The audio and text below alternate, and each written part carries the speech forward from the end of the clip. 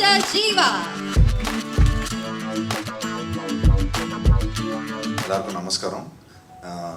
எனக்கு வந்து இந்த மேடை வந்து புதுசு இல்லை. ஏற்கனவே கீர்த்தி சக்கராலேருந்து நிறைய படங்கள் சூப்பர் குட் ஃபிலிம்ஸும் இங்கே ரிலீஸ் பண்ணியிருக்காங்க.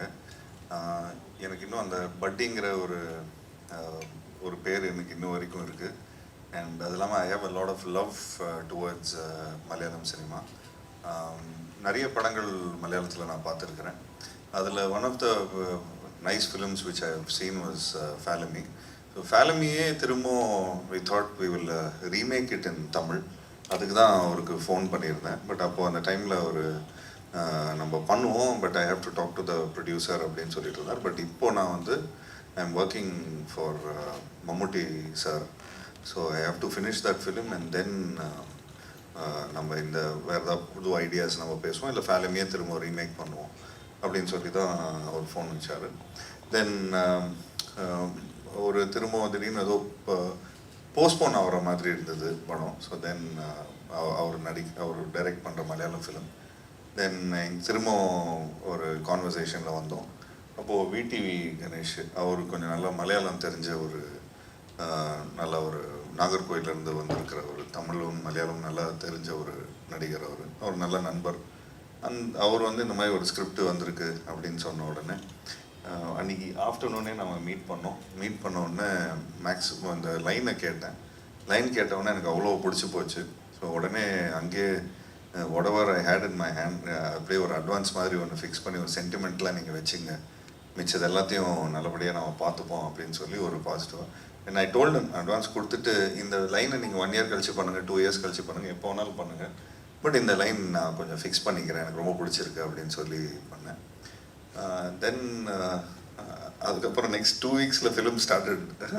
நாங்கள் லொக்கேஷன் பார்க்க ஆரம்பிச்சிட்டோம், கோடைக்கு போனோம், தென் அப்படியே அங்கேருந்து கம்மம் പോണോ. ശിവയും സന്താനം സാറും നമുക്കത് എപ്പോഴും റിലേറ്റ് ചെയ്യാൻ പറ്റുന്നതാണ്.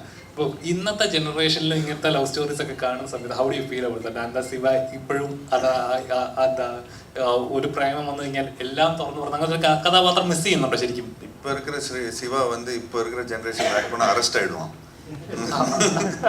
ஏன்னா கொஞ்சம் டாக்ஸிக்கான இதுதான். But yes I'm working with the same director, நம்ம எஸ்எம்எஸ் படத்தோட டைரக்டர் ராஜேஷ். அவரோடைய இப்போது ஜாலியாக இருந்த ஒருத்தன்னு சொல்லி ஒரு படம் நடிக்கிறேன். அதோட ப்ரோமோஸ்லாம் வெளியே வந்திருக்கு, நீங்கள் பாருங்கள்.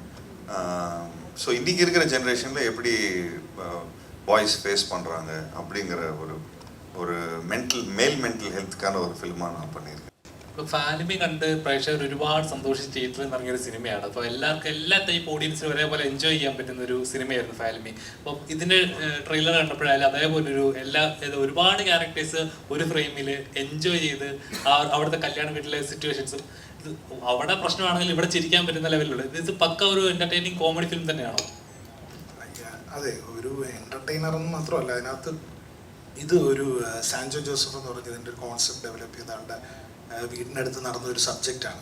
അപ്പോൾ ആ സബ്ജക്റ്റ് നമ്മളെടുത്തിട്ട് ഞാനും സാൻജോ അനുരാജും കൂടെ ഡിസ്കസ് ചെയ്ത് അതിൽ ഒരുപാട് ക്യാരക്ടേഴ്സിൻ്റെ ഒരു റോളർ കോസ്റ്റർ ഇമോഷൻസാണ്. എല്ലാവരും ഓരോ ടൈമിൽ ഫ്ലിപ്പ് ആയിക്കൊണ്ടിരിക്കും. അതിൻ്റെ ഒരു ട്രാവലാണ്. അതിൻ്റെ ഇടയിൽ ഞാൻ എല്ലാ ഇമോഷൻസും പോകുന്നുണ്ട്.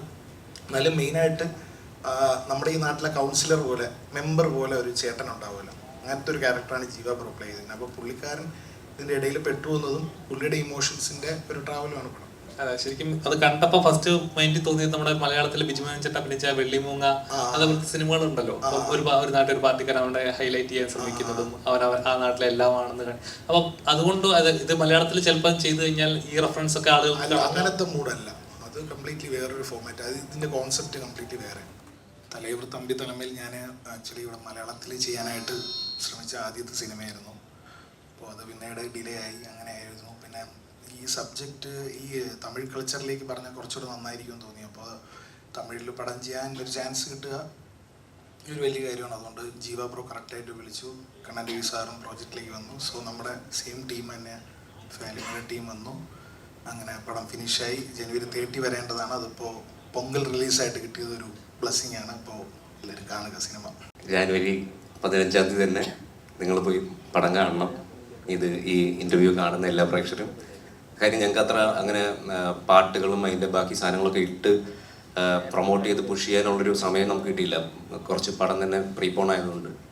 സോ അതുകൊണ്ട് ഇതൊരു അറിയിപ്പായിട്ട് കണ്ട് എല്ലാവരും പടം കണ്ട് വിജയിപ്പിക്കണം. മലയാളികൾക്ക് എല്ലാവർക്കും സുപരിചിതനായ, എല്ലാവർക്കും ഏറെ ഇഷ്ടപ്പെടുന്ന ഡയറക്ടർ. അദ്ദേഹത്തിൻ്റെ രണ്ടാമത്തെ തമിഴിലോട്ടുള്ള ആദ്യത്തെ എൻട്രിയാണ്. അതേപോലെ രണ്ടാമത്തെ ചിത്രവും കൂടിയാണ്. കൂടാതെ മ്യൂസിക് ഡിപ്പാർട്ട്മെൻറ്റ് കൈകാര്യം ചെയ്യുന്നത് നമ്മുടെ മലയാളിയാണ്. അപ്പോൾ അതുകൊണ്ട് ഈ ചിത്രത്തിന് ഒരു തമിഴ് ചിത്രം എന്നതിനേക്കാൾ ഉപരി ഒരു മലയാളം ഫ്ലേവർ കൂടെ ഉണ്ടാവും എന്ന് പറഞ്ഞത് അതുകൊണ്ടാണ്. Kerala, like all the technicians, chief technicians was all from Kerala. We had a very good experience shooting with Kerala people. Like they work really hard. We felt so special. And Nitish especially is a very kind director. Like he is a very amazing person. All his films is going to be really good. This film is going to be definitely a massive hit in both Tamil Nadu and Kerala. I thank the distribution company for cooperating with us for the immediate release. Thank you. And also Vishnu Vijaya sir has totally changed the mood of the film. It's all he has given big hits like Tallumala, Premalu, Alapula Jimkana. This movie you will definitely see a different way of Vishnu Vijaya sir's music. And especially our hero already has done Kirti Chakra in Malayalam. This movie is more or like a Malayalam Tamil movie.